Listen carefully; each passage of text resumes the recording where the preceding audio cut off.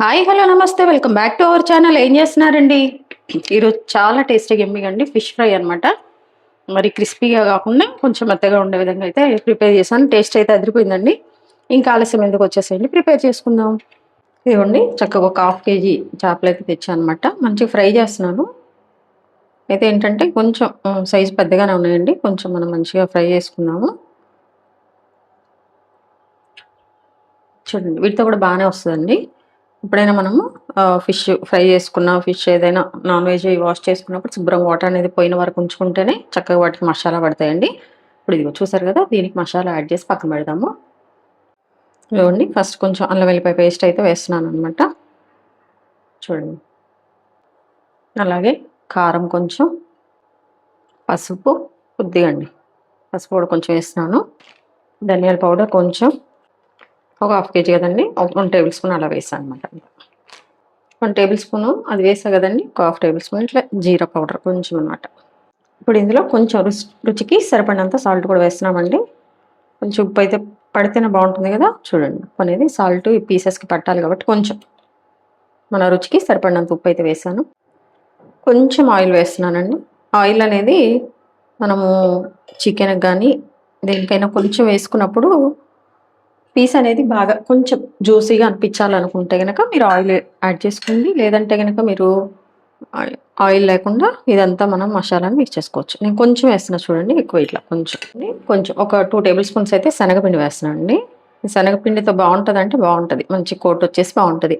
ఇప్పుడు మనం ఏదన్నా ఫ్రైడ్ బిర్యానీ చేసుకున్నా అండి చికెన్, వాటికి కొంచెం మనము ఈ మసాలాతో పాటు చక్కగా మనం ఇదేంటి ఈ శనగపిండిని కనుక కలిపి పెట్టుకున్నాం అంటే చక్కగా బైండింగ్ ఉంటుంది, పైన కొంచెం టేస్ట్ బాగుంటుంది, కొంచెం పైన క్రిస్పీగా లోపల జ్యూసీగా బాగుంటుంది అనమాట. దానికోసం అండి ఇది పీసెస్ అన్నీ మంచిగా మనం మ్యారినేట్ చేసుకొని పక్కన పెట్టేయాలి. ఇందులో ఏంటంటే అండి కొంచెం ఒక నిమ్మకాయ కూడా మనం పిండుకుంటే బాగుంటుంది అనమాట. ఎందుకంటే ఫిష్ మనం కొద్దిగా మెత్తగా జ్యూసీగా అవ్వటం కోసం అని చెప్పి మనం ఆయిల్ వేసాం కదా. మరీ మెత్తగా అవ్వకుండా ఏంటంటే కొంచెం నిమ్మకాయ అనేది మనం పిండుకుంటే కనుక చక్కగా దీనికి మంచిగా పులుపు పడుతుంది. అలాగే పీస్ కూడా కొంచెం గట్టిగా తినటానికి బాగుంటుంది అనమాట. చూసారా, దీన్ని బాగా మసాలా పట్టించేసాలి అన్నిటికీ. అలా పట్టించేసుకోండి, నేను పట్టించాక చూపిస్తాను. ఇదిగోండి చెప్పా కదా బాగా మ్యారినేట్ చేస్తున్నానని, కొంచెం స్పైసీగా చేసుకుందామని.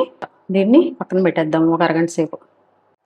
ఇదిగోండి ఒక అరగంట తర్వాత అండి మనం మ్యారినేట్ చేసి పెట్టుకున్న ఫిష్ అనమాట. ఇప్పుడు ఫ్రై చేసుకుందాము.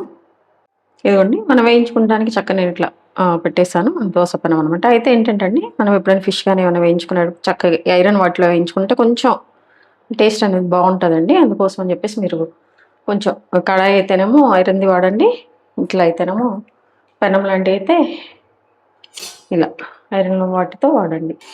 ఇదిగోండి కరివేపాకు ఇలా వేసేస్తున్నాను. మీరు ఇలా కాకపోయినా మామూలుగానే వేసుకోవచ్చు ఎట్లయినా. ఇప్పుడు చూడండి వీటి మీద పెట్టేస్తున్నాను అనమాట. స్టవ్ అయితే మనం కొంచెం మీడియం ఫ్లేమ్లో పెట్టుకోవాలి. ఇదిగోండి ఇలా పెట్టుకున్నాక కొంచెం పైన కూడా మనం ఆయిల్ వేద్దాము.